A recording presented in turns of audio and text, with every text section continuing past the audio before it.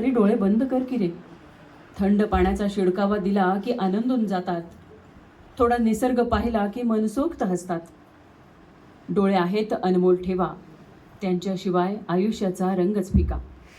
डोळ्यांची काळजी घेऊया आणि जगभरातले रंग पाहूया. आपलं कसं झालंय माहिती आहे, सगळं कळतं पण वळत मात्र नाही. आणि आत्ताच्या हल्लीच्या जगात मोबाईलशिवाय आपण खरं राहू शकत नाही.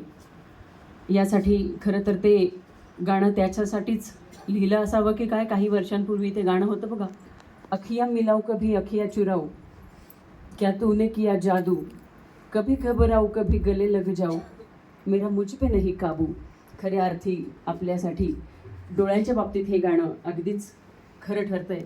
मोह सुटेना, आपण म्हणतो मोह सुटेना आणि देव भेटेना, तसं काहीसं मोबाईलच्या बाबतीत झालंय.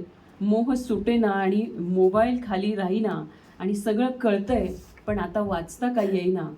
बंड्या मोबाईल ठेव म्हणेपर्यंत बंड्या काही मोबाईल हातातून ठेवेना आणि बंड्या कधी ठेवतोय आणि मी कधी घेते असं वाटल्याशिवाय आईला काही राहावेना. अशी आपली कळतंय पण वळत नाहीची अवस्था आहे. म्हणून म्हणावंसं वाटतं की डोळे हे जुलमीगडे, रोखून मोबाईलकडे टकामका पाहू नका. आपल्या डोळ्यांची काळजी आपणच घेऊया. इथे बसलेल्या मंडळींच्या काळातलं गाणं आहे बघा, अखियों के झरोके से मैंने देखा जो सावरे, तुम दूर नजर आए, बडी दूर नजर आए.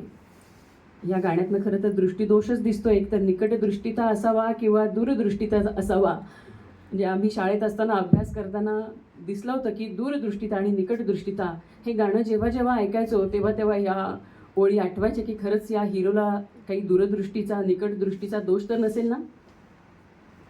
डोळ्यांच्या बाबतीत कितीतरी गाणं आपण ऐकतो. आँखों ही आँखों में इशारा हो गया, बैठे बैठे जीने का सहारा हो गया. त्या काळात जणू काही पुढच्या गोष्टींची नांदी म्हणूनच ती गाणी लिहिली होती की काय लेखकांनी, कवींनी. असं वाटतंय मोबाईलचं असंच झालंय, हाच मोबाईल आपल्याला एक दिवस मात्र बेसहारा करेल. हे करण्यापूर्वीच आपण सावरणं, स्वतःला सावरणं आणि आपल्याबरोबर आपल्या पुढच्या पिढीला सावरणं, सांभाळणं. कारण या मोबाईलच्या नादातच डोळ्यांची अवस्था खराब होतीये, त्याबरोबरच मानपाठ दुखणं हे सुद्धा मोबाईल आणि लॅपटॉपच्या स्क्रीनिंग टायमिंगमुळे आपल्याकडे येत आहेत.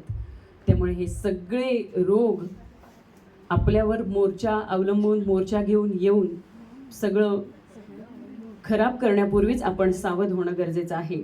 आणि याचसाठी आजचा विषय आहे आपला डोळे आणि त्याचं आरोग्य.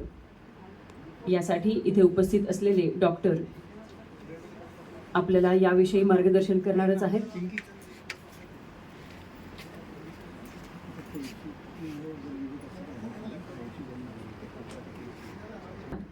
डॉक्टर आदित्यजी केळकर सरांचा मी अल्पपरिचय करून देते.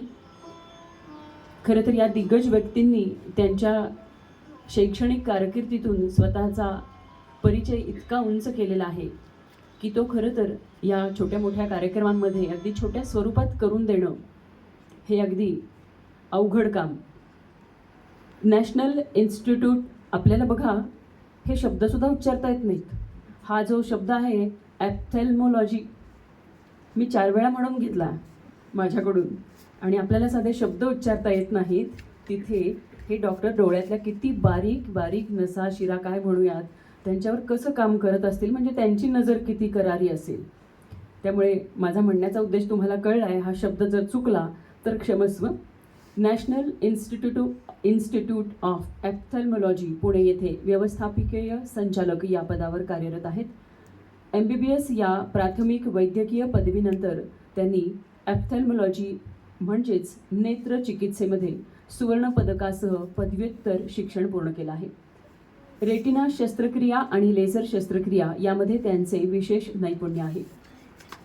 यांच्या NIO या संस्थेद्वारे संचलित रुग्णालयात आजवर हजारो रुग्णांवर योग्य आणि यशस्वी उपचार शस्त्रक्रिया केले गेले आहेत. त्यापैकी तब्बल 1000, 2000, 5000, 10,000 नव्हे तर तब्बल 15,000हून अधिक शस्त्रक्रिया खास गरजूंसाठी अगदी विनामूल्य केल्या गेल्या आहेत, ज्यामध्ये रेटिना शस्त्रक्रियांचा देखील समावेश आहे. समाजाचं देणं लागतो याच उद्देशानं कदाचित हे कार्य त्यांच्या हातून झालं असेल.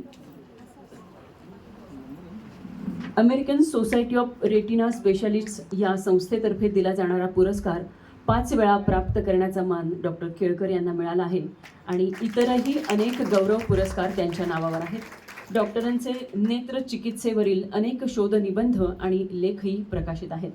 अशा मान्यवर डॉक्टरांना मी विनंती करते,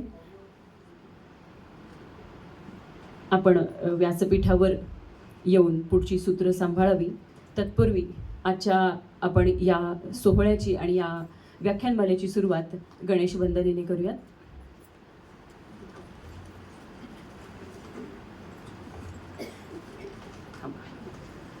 दीप प्रज्वलित करून आपण काल या व्याख्यानमालेची सुरुवात केलीच आहे, तरीही आजच्या दिवसाच्या व्याख्यानमालेची सुरुवात आपण गणेश वंदनेने करूया.